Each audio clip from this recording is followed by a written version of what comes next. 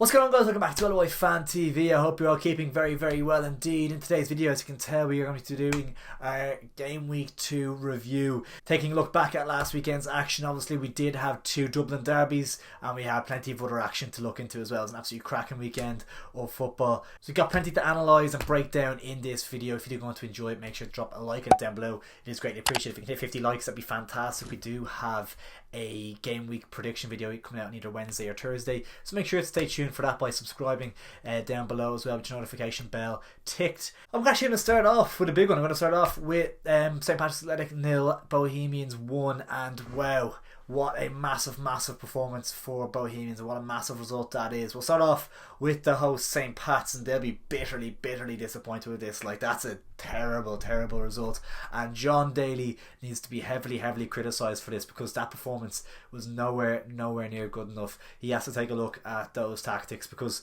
to play five, like, did the Pats play five at the back at all that season? Maybe very rarely. I know they have three really good centre backs in Turner, Keeley and Redmond, but it's absolutely no excuse to play five at the back against Bohemians at home. Bohemians, we all know how weak they are at the moment. They're probably at the weakest they've been in the last couple of seasons. Things aren't good there at the moment. Ignoring the results, things aren't good there off the pitch. On the pitch, things are not good at Bohemians, and we will see that play out the next couple of weeks. I'm sure of it. It's all very thrown together, in my opinion. And Pats had the opportunity to take it to Bows. I feel like they should have gone with their 4-2-3-1, whatever it may be, and really go at Bows. But they sat, like, they just played. Obviously, they kept the ball nice and tidy. They had plenty of possession, but they just don't have enough options going forward. Why not start a Mason Melia? Why not start one of these players to play off Keating and get a third man? Obviously, you have Mulroney and Levy, who couldn't really get close enough to Keating all night to create enough chances to get the little 1-2s going. It's a really poor tactical display from John Daly to do that at home against a bad Pose side, in my opinion. That's down to John Daly. That result. It's a huge loss for Pats, and they can't be losing games like that if they want to have any realistic chance at winning the title this season, in my opinion.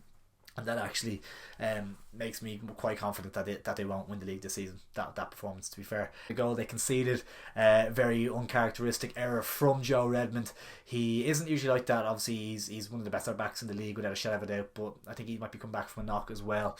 So yeah, maybe a little bit of rustiness and stuff. Obviously, the season just starting as well, so maybe to be expected. But a very uncharacteristic error from Joe Redmond. And was it a penalty? Was it not? Let me know in the comments below what you thought. It's one where they gave the referee a decision to make, and I can see 100% why it was given. If it was 100% a penalty front of VAR, I don't know if it gets overturned. It's tight. It's hard to know.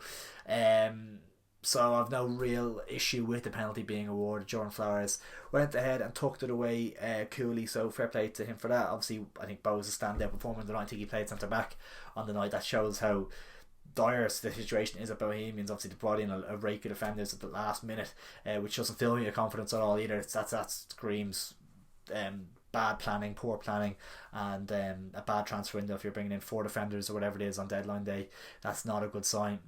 But Jordan Flowers, we all know what he's a smashing player, and he's a real reason why Buzz could, if they end up having a good season and finishing 7th or 6th, which is a fantastic season for them, I think.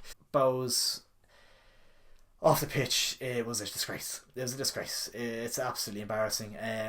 Obviously, I've seen a lot of fans in Bohemians' case. Obviously, the club have accepted the punishment that they've been awarded. Obviously, a travel ban away against Drogheda and a substantial fine by all accounts as well. But I saw that they're banning the away fans in the Drogheda crowd, so it's actually going to punish Drogheda a little bit, because they're going to miss out on thousands of euro from the travelling away support. So it would have made more sense to have banned home fans from going to a game at Dalymount Park and properly punishing Bohemians that way. It doesn't make any sense to me, the way they've done that. So hopefully that can maybe be revisited, because it isn't fair on Drogheda for that to fall on them at all and to cost the club thousands of euro. So yeah, poor from the FEI once again, but you kind of get used to it after a little while, don't you? Not real thinking things through. But yeah, the fans, obviously it's a small minority, but they were shambles. I know the club are looking into into identifying the people involved and banning them or whatever, and fair play for that, and have to be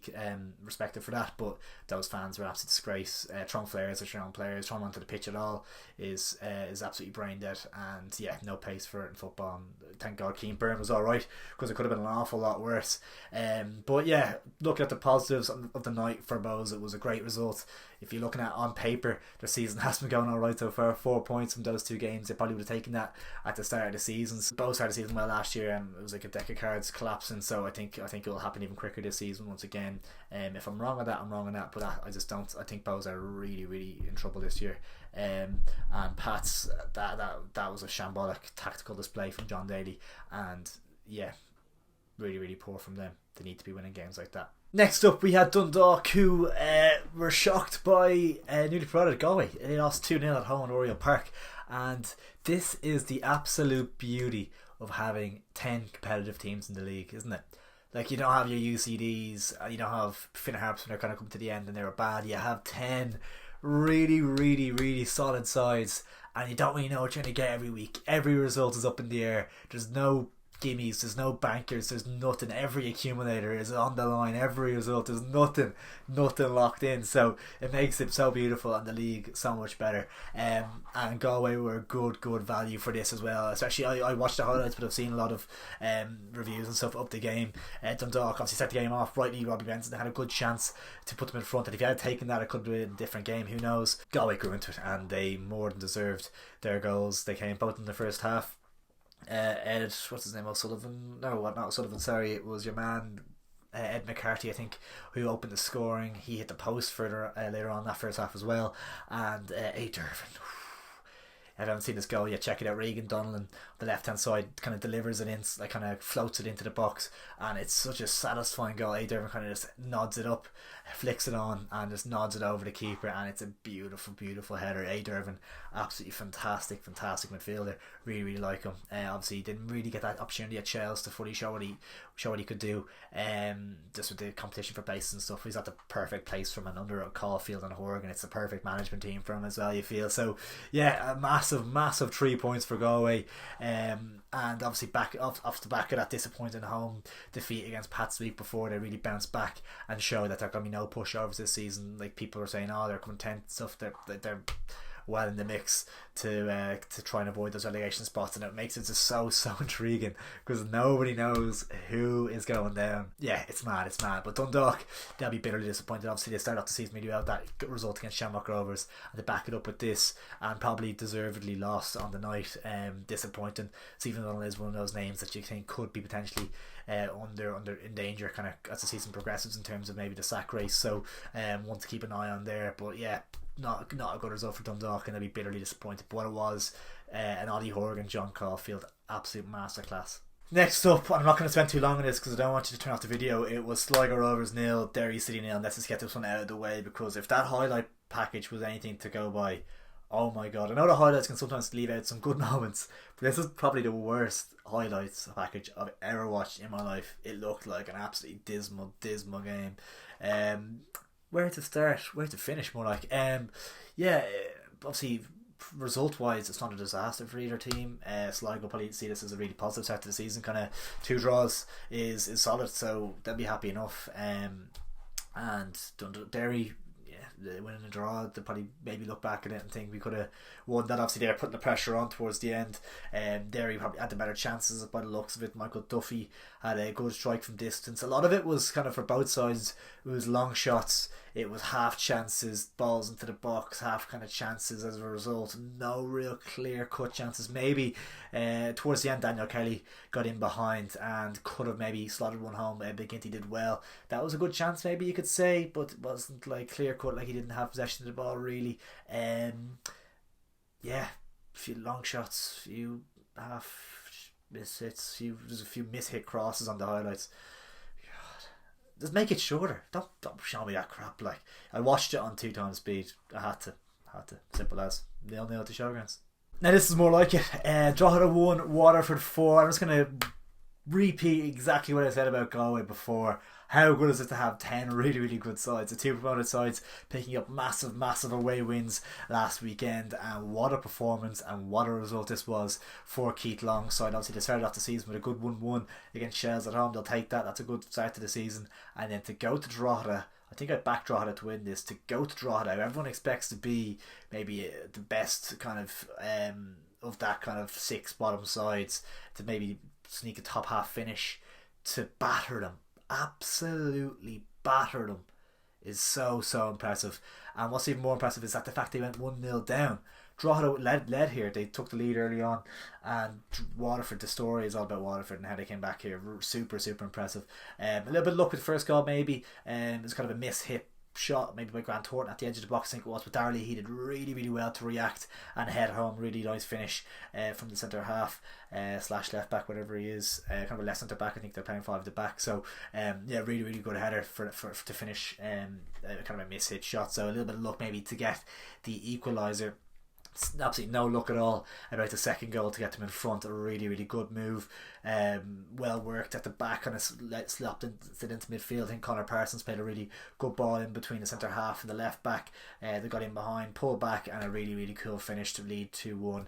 And yeah, really good goal. But Drogheda will be disappointed. It was poor defending, really lacklustre. They just didn't look themselves, Drogheda. I don't know what it was. They didn't look themselves. Darleahy then extended the lead even further, making it 3-1, with a kind of a short corner whipped in, and he nodded it home. Another goal for him, cracking. And yeah, what Drogheda will be disappointed to concede from a set piece like that again. It was poor defending. Poor Gammons nearly made it 4-1 as well. Slot got in behind. So easy to back. I know they had to kind of maybe throw men forward, but it was just really easy for Waterford to break through, and Almond would be disappointed not to have scored there. But he did get off the mark for Waterford. I saw him tweet out something funny saying he broke his 13-year record or something. Obviously he's been playing abroad for that period, so it was funny to see that.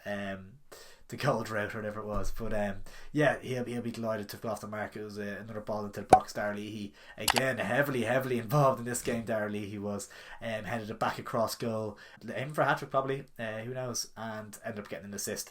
If anyone has Darleahy in fantasy football, they were absolutely laughing last week. A cracking, I think he was the highest earning player, 24 points or something. Yeah, unbelievable. And Almonds just tapped it home to make it 4-1 and end a thoroughly miserable night for Drogheda United. Were we overrating them? Are their signings not good? Is Keeley a big loss? Of course. Is Rooney a big loss? Of course. Have they replaced them adequately? Maybe not. I thought they did. It's very early days. It is very early days, so we will see. But it was a concerning performance from Drogheda and for Waterford. Brilliant, super, and great to see. Great travelling fans there as well. Yeah, great to have them back in the league. And finally, I thought we'd never get here, the final game of the evening, and the game that I attended at Talca Park on Friday night was Shelbourne 2, the champions Shamrock Rovers 1. Damien Duff has finally beaten Stephen Bradley's side after, what is it, 8 times of trying, or 9 times of trying, whatever it is. He's finally got a few draws there, to be fair, but he's finally broken the curse and beaten his own former side, Damien Duff. Yeah, what a game. Unbelievable. Atmosphere was incredible. Shelbourne started so good. They really came out the blocks flying.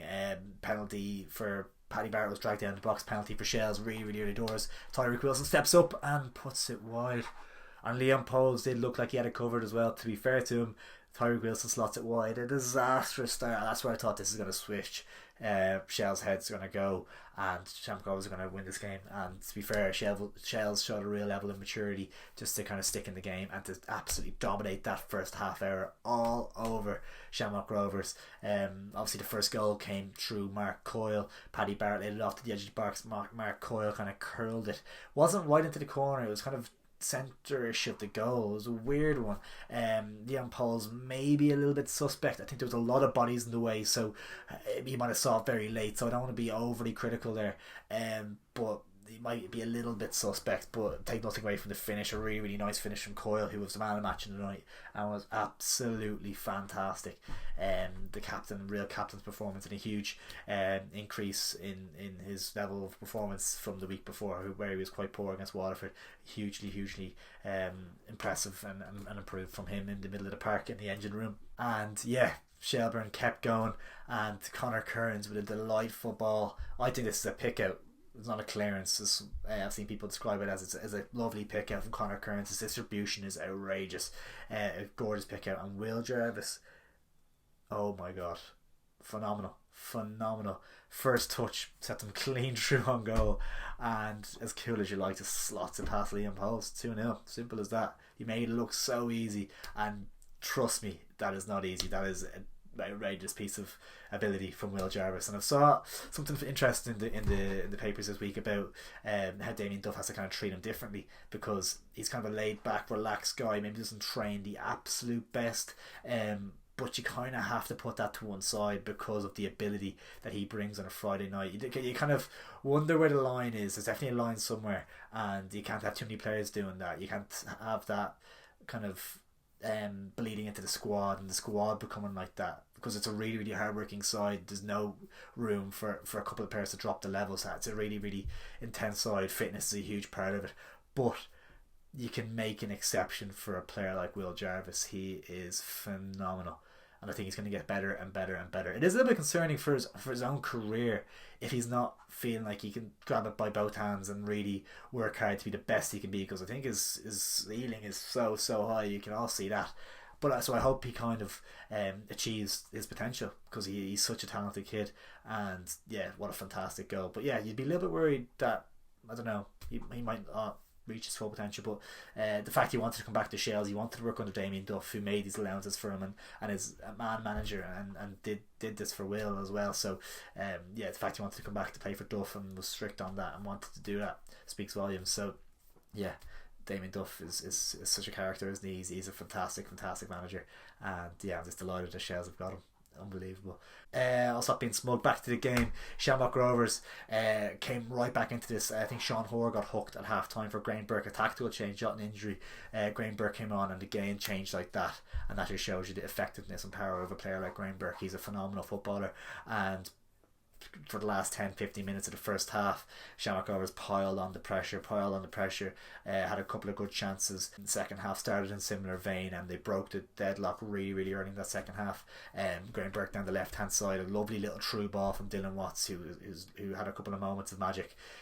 He's obviously a quality player, probably one of the most underrated players in the league for my money. Dylan Watts, a beautiful ball in behind to Graham Burke, who put it across the face of the goal, and Rory Gaffney smashed home. And you think, oh god, this is going to be like, you take a draw now, only 50 minutes gone, there's a whole 40 minutes left here.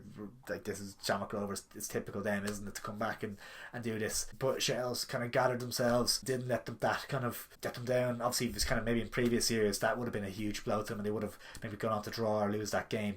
It shows the level of maturity and the level of development in these players, mentally and physically, and everything really. The development has been huge over the last couple of years, and to be able to see out that win and have some chances of their own. It wasn't like a barrage from Rovers. It was kind of an end to end really good game, a couple of half chances either way. And as Damien Duff has touched on before, to have the players on the bench coming on, John Martin, your Farrells, your Kikis, your all these options off the bench, just shows the depth that Shelbourne now have in that squad, which is hugely different to previous years, and massively significant in a what would you call it, a title race, a top 3 race, whatever it may be. It's hugely significant, especially for Europe and cup competitions as well. A lot more depth. Big shout out to John O'Sullivan. He went off injured in the end, so hopefully it's nothing too serious. He looks unbelievable. He looks so good. He looks completely different to how he looked at Bohemians, and that's just so funny. It's great to see for him and for Shells fans. It's great. Bohemians fans won't be happy, obviously, to see him, and if he continues that in this vein of form. But he looks like he's showing the form of why he was a player in England, and why Bo has spent so much money to bring him back to the League of Ireland. He looks back to himself a little bit and looks a lot fitter and healthier and more himself. So, which is great to see. So yeah, John O'Sullivan, definitely one to watch for this season.